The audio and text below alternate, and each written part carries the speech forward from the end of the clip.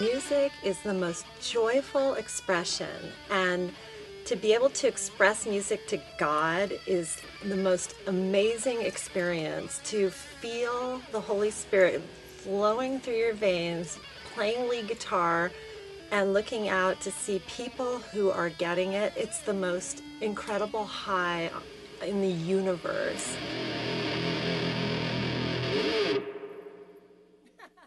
Oh, yes, yes, Lord. Oh, Lord. I've been influenced by so many great singers over the years.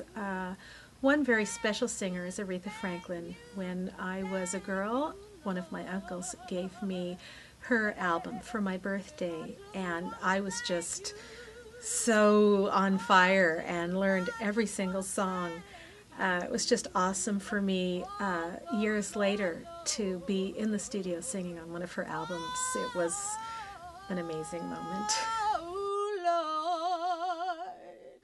Music is such a critical and central part of people's own spiritual experience. It always has been that way, and I think it's becoming even more and more so the reality in the world that we're in now. Jen has an amazing voice. She sings like an angel, which ties into this kind of music, needless to say. But her background is heavy in the R&B world.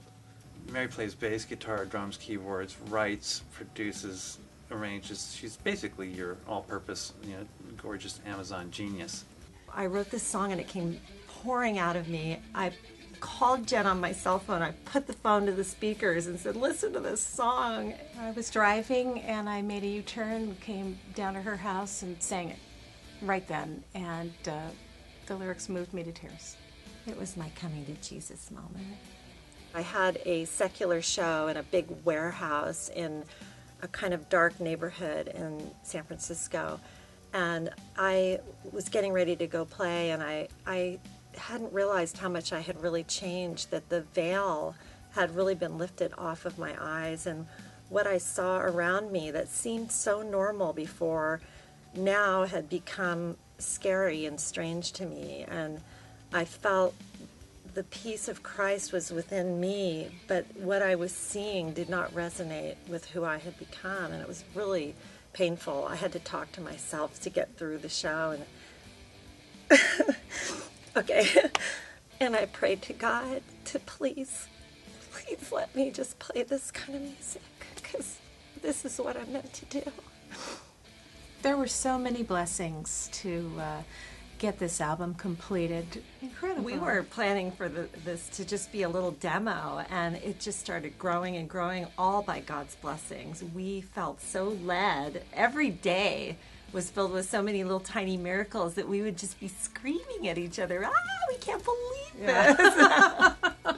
Jennifer and Mary brought me their original mixes for mastering, and I did master them, and we listened back, and then we jointly came to the decision that it would be worth going back into production and kicking it up a notch, because we felt like this record had the potential to be a world-class, one for the ages type of production. Paul put his touch on it, amazing engineer and producer. He worked on Nevermind, Nirvana's breakthrough album, and put that San Francisco sheen really on this album. Mary is a quintessential arena rock guitar player.